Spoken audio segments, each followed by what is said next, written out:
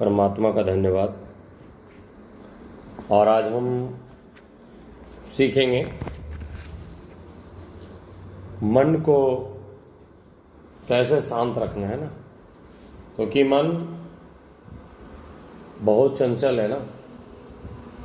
तो मन को शांत रखने के लिए, क्योंकि वो तो मन सच में बस में नहीं हो सकता है, क्योंकि गीता में श्री कृष्ण भी अर्जुन को समझाते हैं ना कि हे अर्जुन, मन बहुत बड़ा चंचल है, इसे बस में करना बहुत दुर्लभ है ना। तो सचमुच में हम इसके विषय में आज बात करेंगे ना कि मन को हम शांत कैसे रखें, क्योंकि मन इतना बड़ा चंचल है ना कि मनुष्य को बुराई में लेके चला जाता है। अगर वो अच्छा काम भी करने जा रहा है तो मन क्या करता है, खींचकर उसे बुरे कामों में लगा देता है। तो मन को हमें ठीक करने के लिए कौन सी उपाय करना है, कैसे हमें मन ठीक रहेगा। सबसे बड़ी बात तो ये है कि मन को ठीक करने के लिए सबसे पहले एकांतवास है ना, एकांतवास का होना बहुत जरूरी है, पहली बात। दूसरी बात है सही संगति, सत्संग। जब तक मनुष्य सही संगति सत्संग में ना बैठे तब तक उसका मन क्या होता है, विचलित होता रहता है। कभी दाएं कभी बाएं, कभी आगे कभी पीछे, कभी ऊंचा कभी नीचा। इस प्रकार का मन होता रहता है। जब हम सत्संग में जाते हैं तो वहां पे भजन, वचन और सही संगति वाले लोगों के साथ बैठते हैं तो उस समय हमारा मन बिल्कुल शांत हो जाता है, एकाग्र हो जाता है। लेकिन जब मैं घूमता हूं, कहीं ऐसे जगह में नजर पड़ता है जिससे मेरा मन क्या होता है, विचलित होना शुरू होता है। एकांतवास का होना, ईश्वर का चिंतन करना, अपना मन, अपने आत्मा को परमात्मा के साथ लगाए रखना मन को शांत करने का सही तरीका है। परमात्मा का बहुत बहुत धन्यवाद कि जब हम संगति में बैठते हैं, अच्छे लोगों की संगति में बैठते हैं, सत्संग में बैठते हैं, तो सचमुच में उस समय हमारा मन कुछ नहीं सोचता है। जैसे हम भजन करते हैं, जब हम भजन करते हैं तो लोग मगन हो जाते हैं भजन में। उस समय उसका मन कभी दाएं बाएं नहीं सोचता, लेकिन जब उस भजन के जगह से हट जाता है उसका मन विचलित होना शुरू होता है, गलत बातों में मन लगना शुरू हो जाता है। तो संगति का भी होना बहुत जरूरी है, इससे मन हमारा क्या रहता है, शांत रहता है। दूसरी बात है, बहुत सारे लोग सवाल भी करते हैं, हम सत्संग भी जाते हैं फिर भी मेरा मन अच्छा नहीं होता है, जैसा मन होना चाहिए वैसा मन नहीं होता है।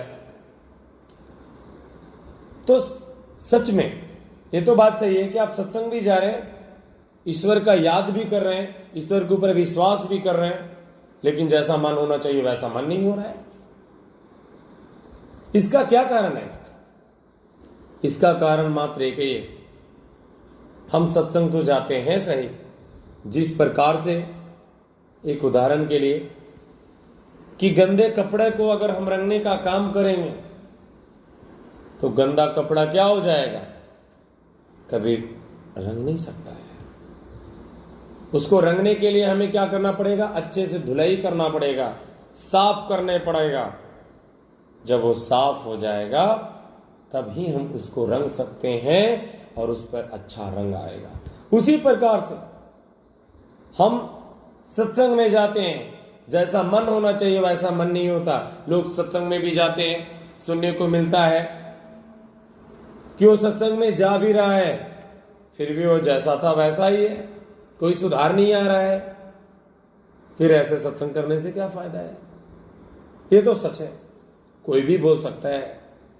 संगति में गया, ईश्वर के ऊपर विश्वास किया, परमात्मा के बताए हुए रास्ते पे चल रहे, फिर भी आपका मन ठीक नहीं हो रहा है, मतलब संगति, अच्छा संगति का प्रभाव उसके ऊपर नहीं चढ़ रहा है। वो सही तरीके से ईश्वर की बातों को नहीं सुन रहा है, ईश्वर की बताए हुए रास्तों पे नहीं चल रहा है। वो सत्संग जा रहा है सिर्फ नाम के लिए जा रहा है।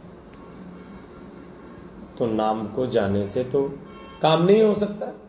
जिस तरीके से कपड़े पे रंग चढ़ा दिया जाता नाम के लिए, तो कपड़े पे रंग अच्छा से नहीं चढ़ेगा जब तक उसको धुलाई ना हो। इसीलिए परमात्मा का वचन उसी मनुष्य के अंदर बसता है जो परमात्मा की बताए हुए रास्तों पे चलता है। ऐसा नहीं कि सिर्फ सत्संग में बैठ गए, ऐसा नहीं हम बोलते हैं ईश्वर के ऊपर बहुत विश्वास रखते हैं, हम बोलते हैं बहुत प्रार्थना करते हैं, हम बोलते हैं बहुत विनती करते हैं,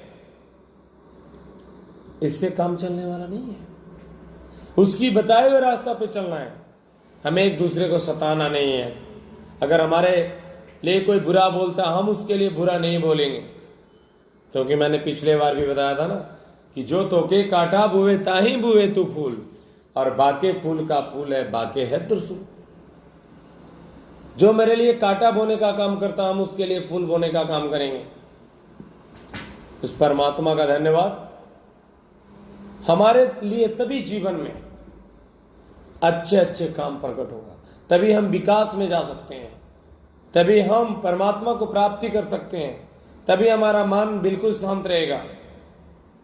किसी तरीके से हमारे मन में वैसे सवाल उत्पन्न नहीं होगा जो हमारे मन को विचलित करता है, हमारे शरीर को परेशान करता है।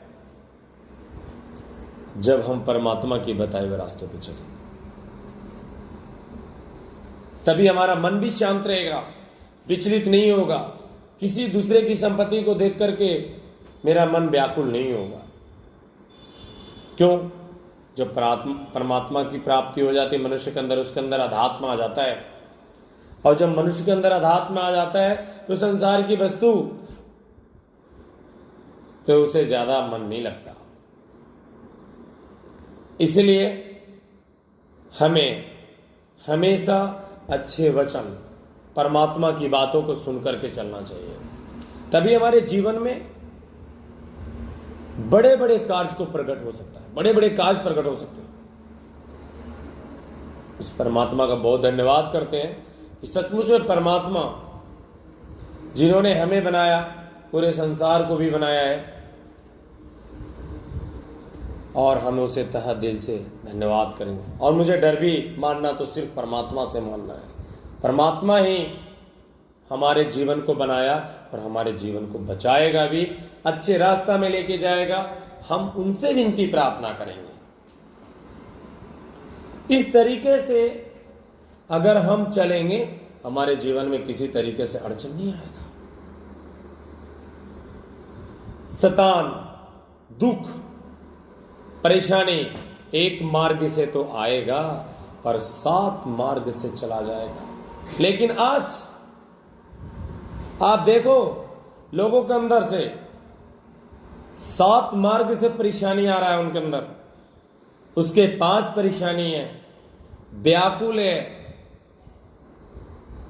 उसे जीवन में शांति आराम नहीं है। ऐसे जीवन जीने से क्या फायदा है? क्योंकि एक उदाहरण के लिए परमात्मा ने मुझे बनाया है। हमें जाने की जरूरत कहाँ है? उस परमात्मा के पास जाने की जरूरत है।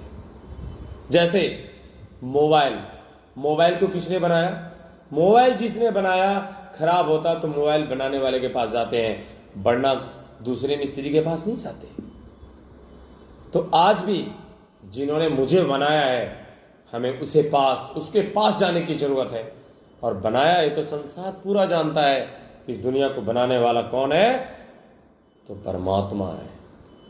हमें उसके पास जाने की जरूरत है, उसको धन्यवाद करने की जरूरत है, उसके ऊपर विश्वास करने की जरूरत है। अगर हम इस तरीके से परमात्मा के साथ चलेंगे तो हमारे पास किसी भी प्रकार का विघ्न बाधा नहीं पहुंचेगा। और उसके पास जाने के लिए हमें कुछ करने की जरूरत नहीं है। कुछ भी करने की जरूरत नहीं है। क्योंकि कबीरदास जी ने कहा, बहुत अच्छा बात कहा कबीरदास जी ने। कबीरदास जी की वाणी ऐसा ऐसा है, सचमुच में वो बहुत अच्छा बात कहा है कि पत्थर पूजे तो हरि मिले, मैं पूजूं पहाड़। अगर पत्थर पूजने से इंसान को भगवान मिलता है तो मैं पूजूंगा पहाड़, है ना। तो कहने का मतलब मेरा क्या है कि हम उस परमात्मा को पूजेंगे, परमात्मा के पास पहुंचेंगे, अंधविश्वास में नहीं पड़ेंगे, तभी परमात्मा हमारे जीवन में काम करेगा। क्योंकि कबीरदास जी, उन्होंने भी बहुत अच्छे अच्छे बात कह करके लोगों को समझाया, सिखाया, पिता से मिलाया, ईश्वर के ऊपर विश्वास करने के लिए बोला, क्योंकि ईश्वर तो विश्वास में है।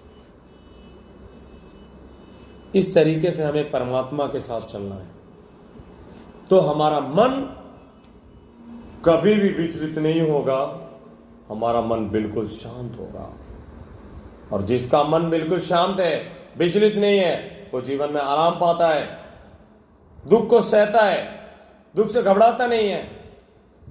उसके ऊपर जितना भी दुख आ जाए वो विचलित नहीं होता, वो अपने अंदर से क्रोध नहीं करता है। क्योंकि आपने ध्यान दिया होगा, क्रोध करते हैं कौन?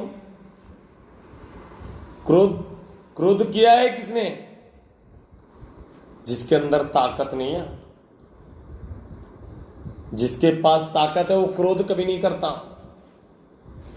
और जो इंसान क्रोध नहीं करते हैं, समझ लो, जो इंसान क्रोध को पी गया, क्रोध नहीं करते, वो अमृत को पी गया।